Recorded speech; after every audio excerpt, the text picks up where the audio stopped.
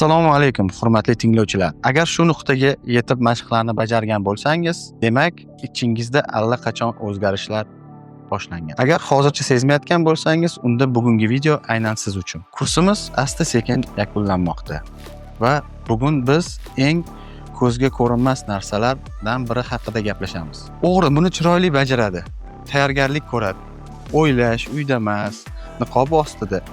Ayniqsa yaqinlarni shunchalik yaxshi ko'radiki, noto'g'ri ish qilishdan qo'rqadi. Yillar davomida giyohvandlik haqida o'qigan, videolar ko'rgan, maslahatchilarga qo'ng'iroq qilgan.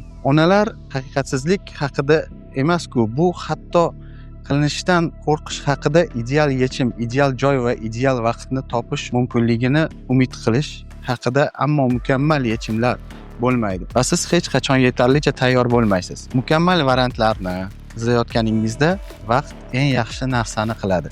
O'tib ketadi. Qaramlikka qarshi kurashning har bir kuni esa olov bilan o'yindir. Shuni yodda tutish kerakki, siz qanchalik uzoq vaqt kechiktirsangiz, ruhiyat va organizm shunchalik ko'p azob chekadi. Biz ko'pincha vaqt bizni qarshi o'ynatayotganini anglamaymiz. Sizning bilimlaringiz harakatga aylanmaydi.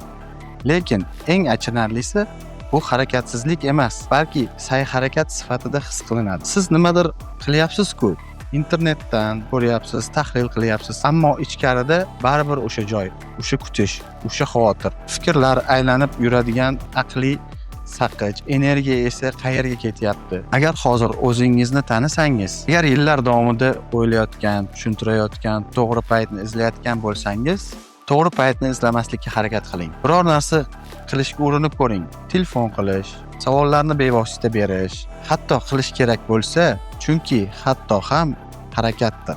Harakat esa hayot demakdir.